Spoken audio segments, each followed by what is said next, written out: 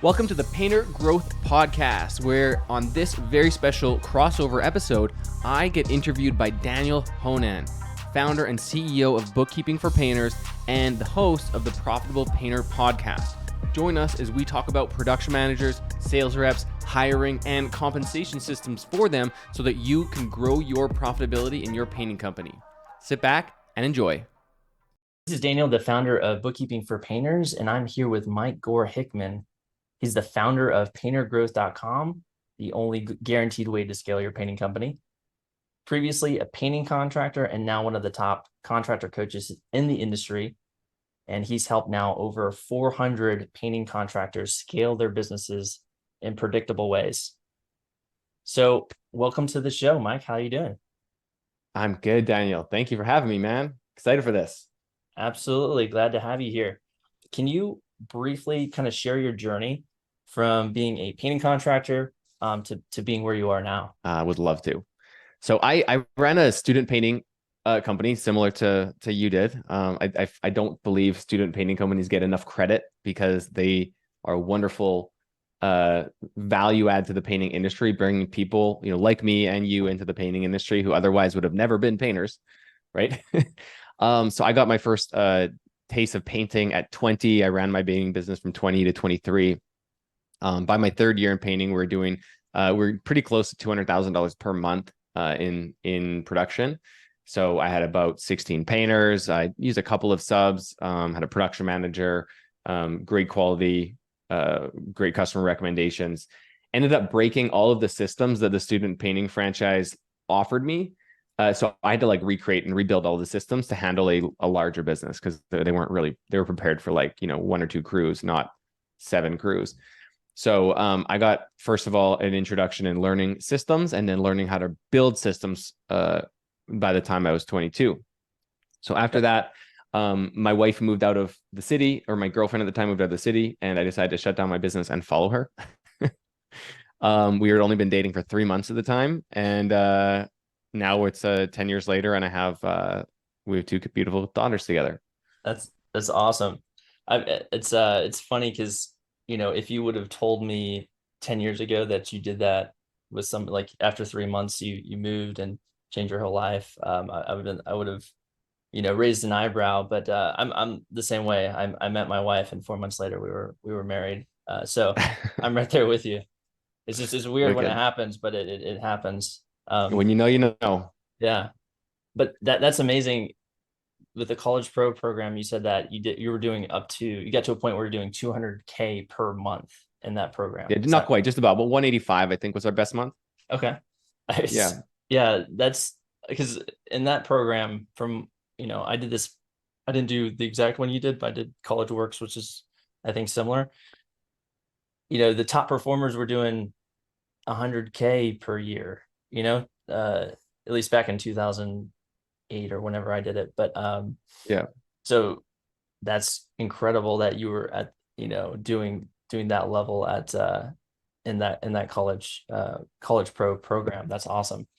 So I guess, and it's one of the things you said is you basically broke all their processes because, their program is designed for basically an owner operator to kind of do 100K per year. And you're doing double that per month. So what were kind of the main things that you had to recreate to actually make that system work for you?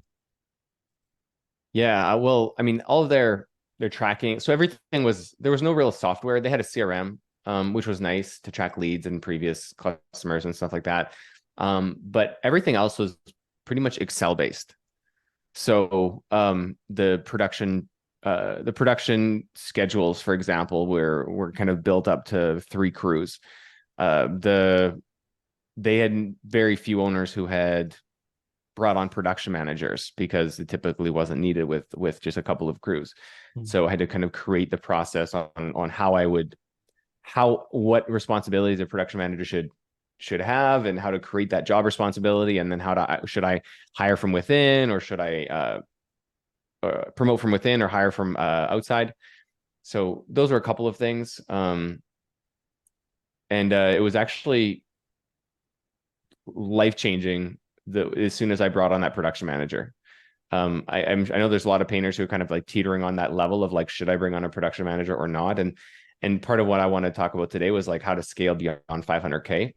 Mhm. And I mean, anywhere from like that 500K to a million, you can do that without a production manager, but it gets pretty hairy. Um, Whereas if you as soon as you bring on that production manager, it might seem expensive because they're not necessarily like pushing paint, but that, 80K a year that you're investing in that production manager completely frees up your time if you train them right.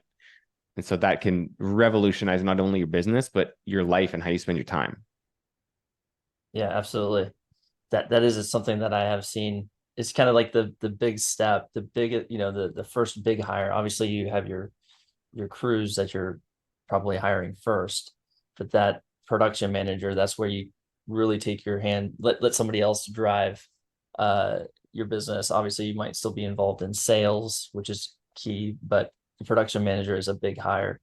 It can And be scary too, bringing on someone like that and trusting someone and knowing that they're gonna make mistakes, mhm. right? And you have to let them make mistakes because if you're there coddling them, preventing them from making mistakes, they're never going to be able to truly take over your role. Yeah, I'm sure that's something that you've seen is for folks struggling in this area of between 500 and 1 million is making that first hire and giving up that control. What kind of tips or what makes that psychologically easier to make that step? I think it sounds kind of corny, but preparation is will make it easier. And specifically how to prepare if you're in that position in your business right now where like you're running 10 ways from Sunday and you have solid production, you have sales coming in, but you wish wish you had more sales coming in. You would have more sales coming in if you had more time to focus on marketing and sales, but production is taking all of your time right now. So the first step is a simple priority management exercise. So you need to get clear on what you're doing throughout your day, exactly what the tasks are, what the outcomes are, and starting to compile what tasks you want your production manager to do. And I actually have a priority management template and exercise and training video prepared for this. So if you want to go through my priority management training for free, you can go to paintergrowth.com/slash BFP, bookkeeping for painters, and you can download that template. But basically, you want to know what you're doing, figure out what parts of your day should be the production manager's responsibility versus your responsibilities. And then once you go through your entire week and you have that list of things that you don't want to do anymore, you want your production manager to do, now you can start putting those tasks into a job description, right? And the outcomes that those tasks are representing. So the next step, once you have all of those job description with all of those tasks, now we're going to look at our team. Do we have someone who can handle this, who wants to step in and wants to handle this, or do we need to start looking outside the business? I like that because I think a lot of folks they might know that job descriptions are important, but then it's like they go to their computer to write out this job description and it's just kind of starting from a blank page. But I like how in your process you just described, it's basically going a step before that is what are you doing right now in production management? Kind of brainstorm those things, put those things on a piece of paper, and that drives what you're actually putting in your job description. So that seems like that would make it a lot easier to tackle that first step of getting a new production manager hired is kind of developing it that way. So I like that idea a lot. Yeah, I mean, most entrepreneurs, most painting contractors, that in that first to mid tier level, not necessarily owner operator, but 2 to 3 crews running 100 million miles an hour, often don't know what they're doing with their time. Like it's like, oh, I got to check on the site to know that this customer wants to talk to me, and then I got to go pick up this check, and then I got to go pick up paint, and then they screwed up the paint order, so I'm going to be at the paint store for 45 minutes, and like all of these little things that you're doing throughout the day are very low impact activities. And I have some videos around like low impact versus high impact, your $50 an hour or $500 an hour tasks, etc. Mm-hmm. But the average owner is spending 60 hours a week on low impact activities that don't need to be done. Mm-hmm. Like I was talking to one of my clients and I was like, hey, he's like, I'm so busy, Mike. I'm so busy. I'm like, okay, well, let's look at it. What are you doing all day? He's like, well, every single day in the morning, I go visit every crew and I get each crew started for the day. I'm like, first of all, why? Like that takes half of your week just doing that. So we started figuring, okay, how can you do this remotely? How can you empower your painters? How can you pass some of that responsibility on your painters? Because a lot of the time, you don't even need a production manager. You just need really good foremen and you need expectation setting with your current team. And they can people can handle a lot more than you give them credit for. If you set the Mhm. expectation and compensate for the outcome that you want, you'd be surprised how much responsibility your painters can actually and sometimes want to take on. Yeah, so some folks they feel like oh, I'm so busy. I'm getting so much done, and it feels good. I'm completely guilty of this too. It's like I feel like I'm accomplishing so much because I'm doing all these tasks, but you have to kind of back up a little bit. It's like, are these things actually, should I be doing these things? Are they, Mm-hmm. high leverage activities that I need to be doing that is really going to be driving my business forward? Or is it something that I could give to, an administrative assistant or someone else that can do those, $25 an hour tasks? And I need to be focusing on the $1,000 tasks that are going to be getting revenue in the door. I think a lot of Yeah. folks they say, "Oh, I'm so busy, I'm so busy," but like, what are you really doing? I think that's a key thing uh to analyze is what are you doing, and then what value are those tasks bringing into your business. 100%. 100%. And really tasks can be broken down into uh marketing, sales, production, and administrative, right? And that administrative is kind of a catch-all. You have finance, you have human resources, you have scheduling, but sales, marketing, production, admin. And it is true, a lot of admin activities can be handled by an assistant or oftentimes even a virtual assistant. People don't give that enough credit. Like, Eric at Pathfinder, he just did a live stream the other day. Um, he has virtual assistants do his calling his leads, setting up estimates, doing setup calls, scheduling his clients, checking in with customers before the job, checking in with customers after the job. Like all of these things can be done virtually. And what ends up happening is the owner will just end up not know how to do that, not know how to take on that responsibility of hiring and training a virtual assistant, and they'll end up spending their entire Saturday or Sunday doing those tasks. Mm-hmm. Yeah. So yeah, that's definitely key. And I think Eric even he's I believe he uses virtual assistants that are not even, English is their second language, I believe. Mm-hmm. Hopefully I'm not misspeaking there, but I think so. It's like it's definitely possible to delegate some of the stuff, you know, so you can focus on higher productive Yeah, tasks. and I don't even necessarily I don't like to use the term VA. I find that the term VA is not like discriminatory, but it's kind of it's not accurate representation. So when I hire someone from the Philippines or from South America, like they are not a virtual assistant. They are a team member. They have a responsibility. They have a scorecard. They have a job description. They have outcomes. They get bonuses. They're on all our team meetings. Like they are part of the team. They are not Mm-hmm. just a quote unquote virtual assistant that I hand random tasks off to. So I think that's also like a misnomer is calling them virtual assistants when they are in fact overseas employees who are human beings and who just want a good job, and we have the ability to offer them good employment and Mm-hmm. above market rates from what they would earn locally. Yeah. One of the things you just mentioned was a scorecard, and we talked about job description, which is kind of a key first step, developing that job description. But one of the things you mentioned was having a scorecard for an individual to help, and you've also mentioned, making sure that their pay structure incentivizes them to accomplish what you want them to accomplish. Do you have any ideas, especially for maybe a production manager? What kind of scorecard might they have to kind of align their actions with their pay and what you want them to accomplish? Yeah, good question. So whenever creating a compensation structure for someone like this, who's like a very key role, what I like to do is give them an option, give them a few choices in their compensation structure based on their risk tolerance to help them get bought into their comp structure. So when I brought on Ryan as my production manager, what I did at the time, and I don't know how I thought of this. I was 22 at the time. I'm like, this is a good idea. I got to do it, or 21. But what I did is I created 3 scenarios. So scenario 1 was low risk, low maximum reward. So his highest base salary with the lowest amount of variable, but his maximum earnings was the lowest, right? Lowest risk, lowest possible earnings. Say it was like 80% base, 20% variable, something like that. Then the middle was like 60% base, 40% variable, and he had the total potential to earn 20% more than what his base was if he chose the first one. And then the third one was like 50% base, 50% variable, and on that one he had the maximum opportunity to earn because he was taking on the most risk, but he could make the most money because there was a higher percentage of the variable.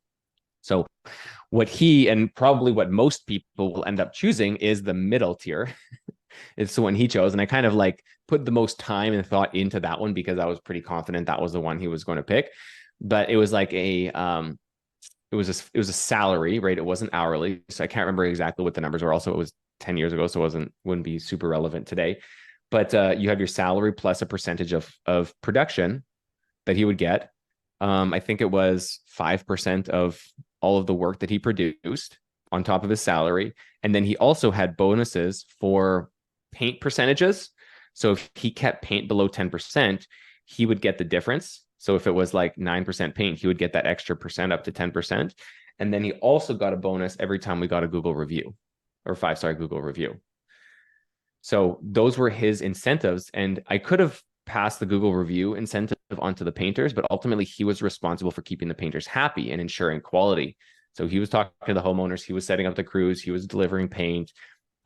So he's responsible for the outcome of the job. And I compensated for that, and it turned out to work really well. Yeah. So basically, it sounds like you incentivized him to have high quality and also high efficiency. That's kind of efficiency and quality were the metrics. Yeah. And that's really all there is to painting. Yeah. Right. Have your painters produce quickly at a high quality without using, too much paint, and you'll have a good business. Right. Yeah. So, Easy as that.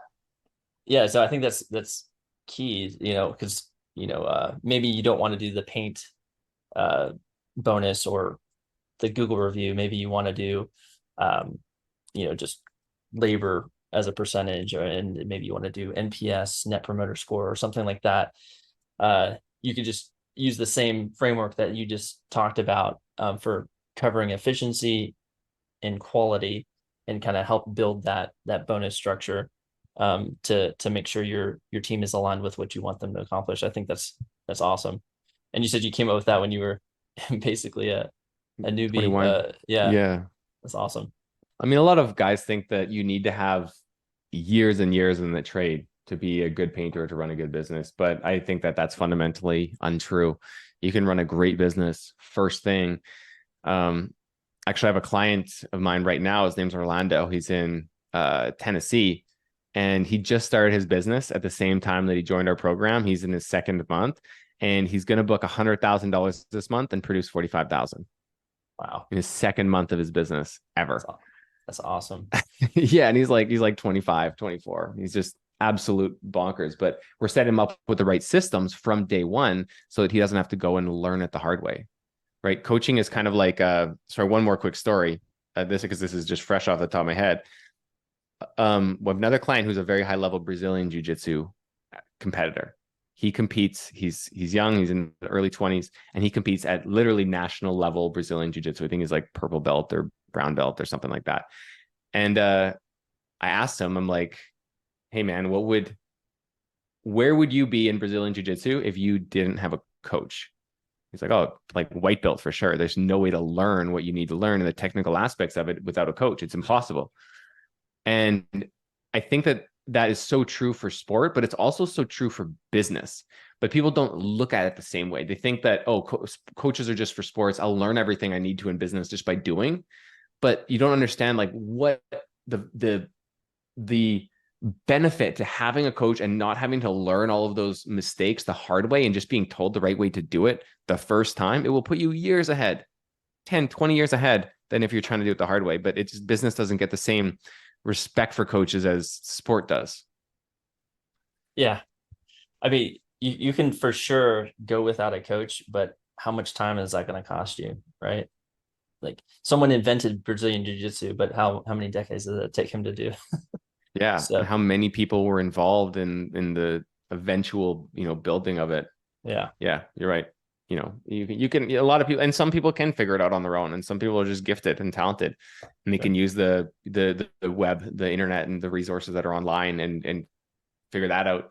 But some people just need it curated and you just spoon fed. Like that's why university exists. That's why we're like an alternative education company, so people don't have to go to university anymore. Right.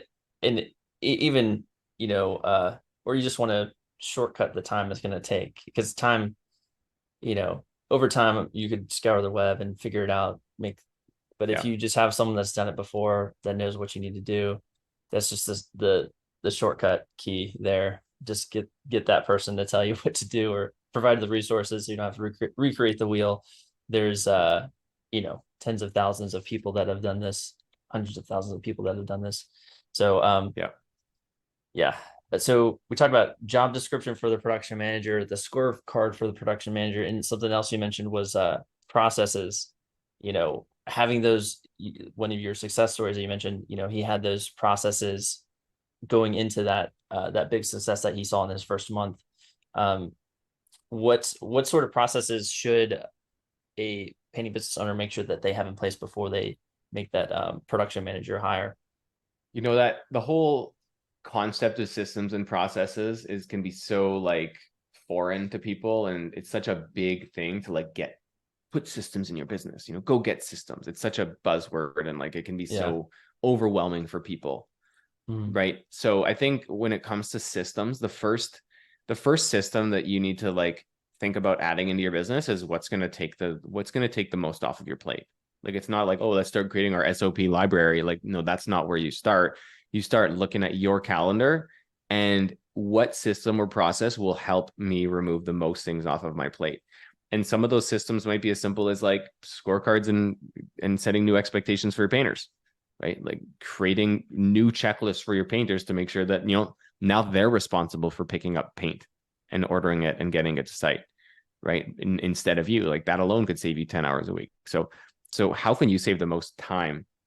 Um, and then in terms of other systems that you need before you make that hire, I mean, if you go through that process that I said earlier about the expectations for the production manager, um, try your best. It doesn't have to be complicated, but try your best to create a checklist for each one of the tasks that you're going to do, that you need to do.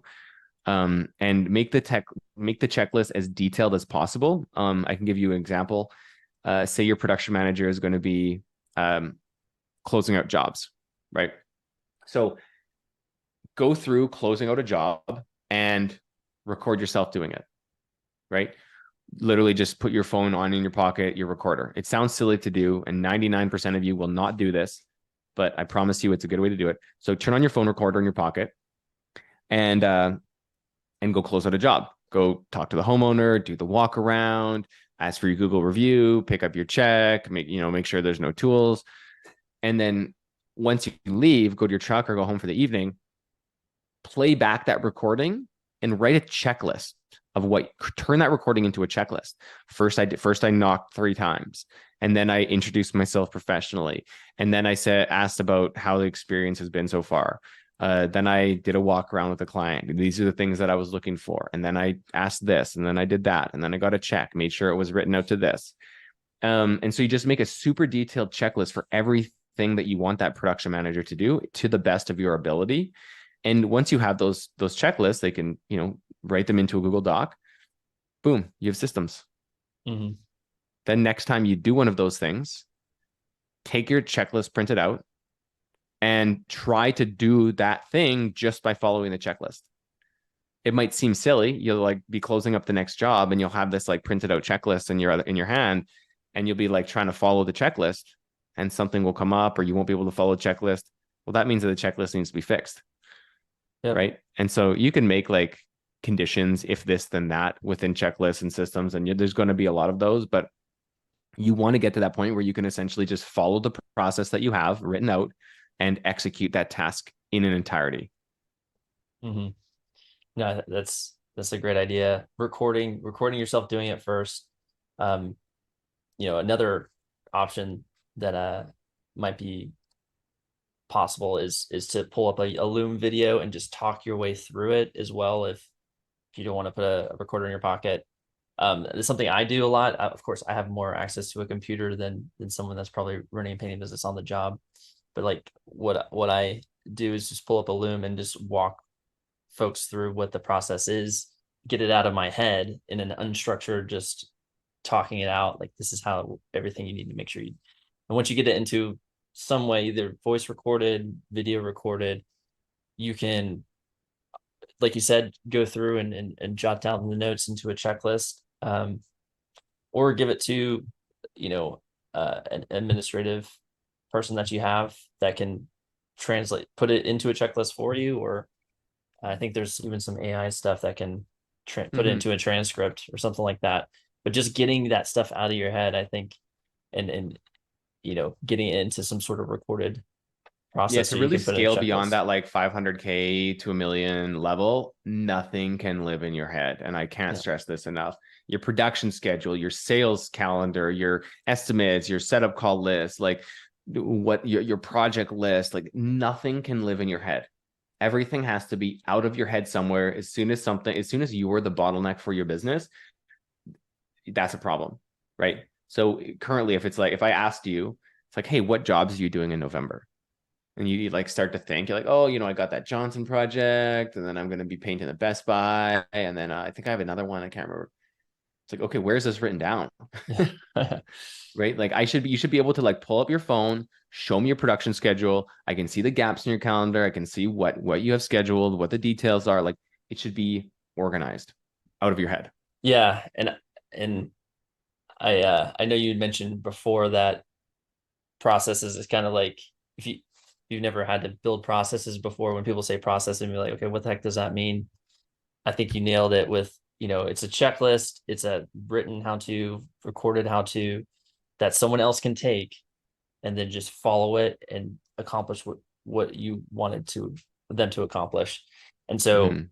having that job description, the scorecard that measures quality and efficiency, and then having a set of processes for them to take and get started with in their job. Is there anything else that we should be thinking about before making that first hire for production manager, um, Oh, to I make know. sure I we're got one. yeah. I got one. In the mindset of being a profitable painter, you need to make sure gross margins are good enough to be able to handle a production manager. So you should have a minimum 45%, hopefully 50 or 55% gross margin on all of your projects. And if you don't have that level of gross margin, you really shouldn't be thinking about scaling. You should be worrying about fixing their current ship before you look at expanding the ship. Yeah, that's a good point. Because making that first hire is can be expensive, especially if you don't have the margins to support it. So you got to make sure that that's carved out. So um, do you typically have a recommended like gross margin that you tell your folks on? I like between 45 and 55%, like minimum 45%. Minimum 45. And then do the math. Like if I'm just gonna do some quick numbers. So if you're producing like 50,000 a month and you have a 45% gross margin, that's 22,500 net margin per month. Then you have your overhead. Um, say you have like $6,000 of overhead, so that brings it down to 16,500 per month. And now you got to think about, what are you paying your production manager? Okay, if I'm paying my production manager 6,500 a month, now that brings my net down to 10,000, right? So 10,000 a month net, like that's pretty good, right? But you just have to look at your numbers, what your net margin is. Do you have the ability to afford a production manager? And you also have to have those kind of initial projections in your mind too. Like bringing on a production manager, you're assuming you're not going to be stagnant. You assume you're going to grow because your time is going to be freed up now to do sales and marketing activities, work on expanding, work on hiring, work on recruiting. So you need to have those goals in mind as well. Like, and the discipline that when your time does get freed up with this production manager, that you don't go sit on your cell phone in your truck. right? That you actually use that time effectively to do valuable activities. Like, okay, you're doing 10 estimates a week now with a production manager, you should be doing 25, right? You're doing 3 hours of recruiting a week right now. Okay, with a production manager, you should be doing 8. Like, fill Yeah. your time with the most valuable activities and don't just use your free time now to go work out for 3 hours a day. Yeah. It's funny, but I've definitely been at fault for this. You finally get the key hire in a certain role, and then now you kind of don't know what you do with yourself because you've been doing all the stuff that they're now doing, and so you're like, okay, what do I do now? Because half my day is freed up. Yeah, so Yeah. that's definitely an issue. Like, that's I- one of the things that I struggle with. So I have a coach, right? I have a coach I meet with every single week, and I learn so much, not even learn, but get accountability, get structure, get support, get clarity, get guidance. And so we actually built a one-on-one coaching program at Painter Growth where, for those people who are at that 500K, 700K a year, and they just like, they don't know what to do with their time, they need that clarity, they need that accountability and guidance. We have a one-on-one program that helps with that. So that's been pretty cool. That's been my kind of main focus this year, was building out that program, creating the structures, creating the accountabilities, bringing on the coaching team. And so people just, if you've never had a coach before, you should definitely try it. Mhm. It's pretty magical what can happen. Yeah, definitely. I definitely agree with that sentiment. I know coaches have helped me significantly. You have certain blind spots that you don't know that you have that the coach can help reveal for you. And even if you think you're doing amazing, or if you think in your own head that you're doing good, it doesn't hurt to get a second opinion from a coach and point out those blind spots, help you get to the next level, because all of us can grow and improve. So Totally. Totally. So yeah, definitely make sure your margin is good. Make sure you have systems, those checklists in place for the tasks you want to outsource. Figure out what your budget is. How much do you want to spend on this role? How much can this person make if you hit various revenue targets? And then make sure that you have structure in your life still for once you're able to offload these responsibilities. You spent 3 months or so training this person. Hopefully they free up more time than they take eventually, and now you need to be disciplined with yourself and structured so that you can continue driving your business forward. And having weekly goals is really helpful. How many leads do I need this week? How many estimates do I need this week? How many jobs do I need to produce this week? Where am I going to get these leads from? How many painters do I need this month? How many painters do I need next month? Like, these are the things that you're thinking about now. A little bit bigger picture. You got to think a little bit more ahead instead of like today and tomorrow. You got to start think this month, next quarter. mhm. But it's cool problems to be able to solve. Yeah. So I think we we did a decent job at tackling the problem of the hiring that first production manager. If you're between 500 and 1 million, that's usually seemed to be where that first hire usually happens. Um, what do you think the next, or a common, either the next problem set or a common problem set to getting maybe past 1 million, to maybe 2 million? What's another Yeah. problem set that you often run into that you're helping folks with? Sales rep. Next Yeah. is the sales rep. Yeah, Yeah. you need an admin, you need a sales rep, and you need a production manager. And if you can have that team, you can easily do $2 million, right? Because $2 million, $166,000, 166,000 a month, something like that. So it's not actually that much if you think about it. But you need a sales rep, you need a production manager, and then you need like a dozen painters or something like that. So sales rep is an incredible position to hire, because now you're not just hiring someone who's running ladders and talking to painters and customers. Now you're hiring someone who's driving a ton of revenue to the business. And if you've never had anyone book work for you before, it's an incredible feeling, right? Like, you're, working on something at home and you get a text message, "Hey, I just booked a $14,000 job." Wow. And I had to do nothing for that. Yeah. Yeah. It's a great feeling. So, Absolutely. but there's the lot goes into it, right? The two distinct skills go into hiring an estimator or a salesperson. I prefer to call them a salesperson than estimator. Number one is estimating, and number two is sales. So you got to learn how to get the numbers right, and you can create systems and processes for that, or you can use something like Drip Jobs, which has the new estimating feature that's pretty cool. Or, and then you need to teach them sales. How do you actually close the job? Because you're not just giving them a number, you're actually going to go close a job. And those Mhm. require their own set of systems. Yeah. So it kind of goes back to what we were talking about with the production manager. First thing, job description. What are they doing? Scorecard. I mean, this one's probably a little bit more straightforward. I would like your input, but I mean, with their scorecard, are you still trying to incorporate obviously you want them to close as much work as possible. That one's an obvious one. Is there anything else that maybe you would track or you recommend tracking for a salesperson besides close as much as you can? So a salesperson, I'll just back that up a little bit. So a salesperson, how should you pay a salesperson? Right. So this is a question that I often get. Mm-hmm. And there's no right way or wrong way to do it. I mean, there's definitely wrong ways to do it. The wrong way would just be to pay them a straight salary and not no commission. Yeah. So the ways that I've seen, if you have a part-time, someone you use, like say a retired painting contractor who just wants some part-time work, great. That's a great person to bring on as a salesperson because they want to work 15 hours a week and they can make some good money. So I would pay someone like that, like a flat fee per estimate, say $20 an estimate, $30 an estimate, plus somewhere between 5 and 10% of book work, right? So they get the base no matter what, but the upside is definitely in actually closing the job. Mm-hmm. You can also pay on gross margin.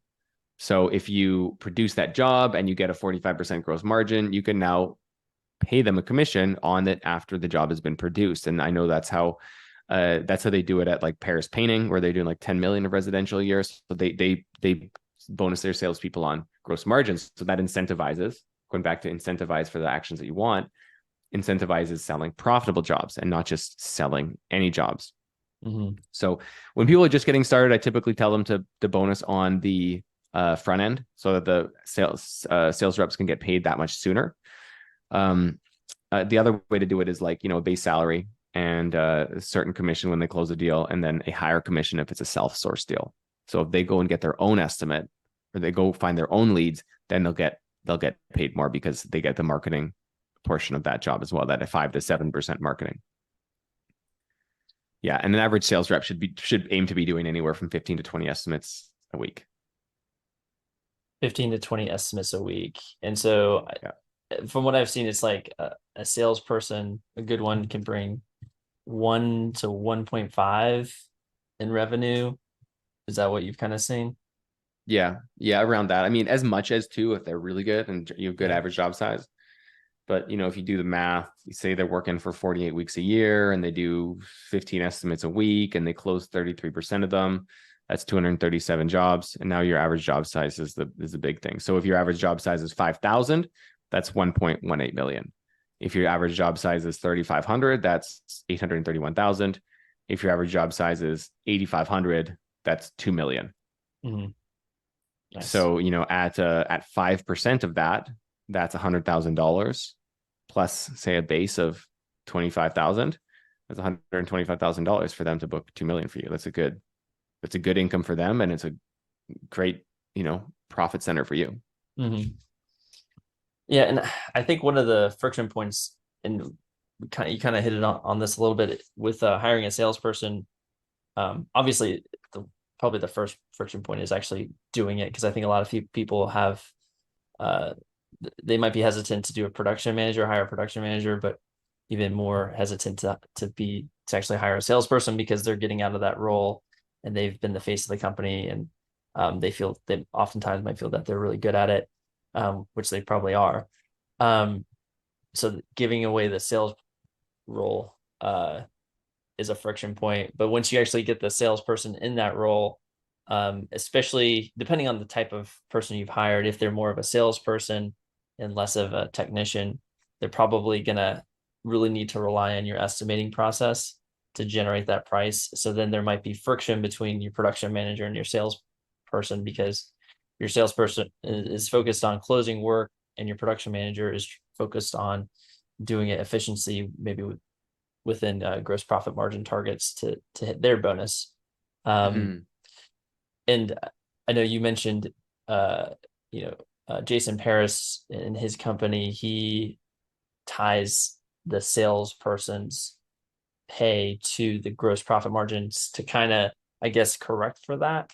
Um, are there any other things that you've seen that have helped with that problem, helping the salesperson, not just close the work that, um, either doing paint proposals incorrectly or generating a lower price to close work that's not profitable, or some sort of process or incentive to keep them in line. So you're asking basically, what's the best way to do incentive structure to prevent a sales rep from underbidding just to close the job, Right. Either right? performance pay, or either that, or maybe a process that they need Yeah. to follow or something. I mean, the thing about if you have a process, if you have a sales rep that's consistently underbidding, even if you have a process, they could just like not include a bedroom or like not include the trim or put less square footage or something like that. So if they really want to underbid, they'll find a way to do it. Mm-hmm. But I think the real important thing is like we've already said 2 or 3 times, you want to incentivize for the behaviors that you want, incentivize for the outcome that you want. And if you are finding that you like, I would prefer to pay them on sales, because then I could pay them right away. And if it all works out and we have good margin jobs, then we can keep doing that. But if it just doesn't work like that, because not every business is the exact same, not every person is the exact same, we need to switch that, like I said before, to bonusing on a percentage of gross margin. And Mm-hmm. so an idea for something like this would be to have a sliding scale based on the percentage of gross margin that you have to what percentage the sales rep earns. So say it's less than a 40% gross margin, you'll only make 3% commission. If it's a 40 to 50%, you'll make 6%. And then if it's a 50 to 60%, you'll make 9%. Right. So it doesn't really cost you anything more as the business owner, because they should be selling it at that rate anyway, but they're incentivized to sell a profitable job. Mm-hmm. Now, sometimes there will be production mistakes and that will mess up the job. And you just got to, it's just part of life and part of business. That's going to happen sometimes. Mm-hmm. But macro view, over 50 jobs, over 100 jobs, you should be able to see those trends. Yeah. Yeah, that's a good idea. Okay. Um, so But sorry, the downside of that is that the sales rep now has to wait a few months to get paid for that job, yeah, right?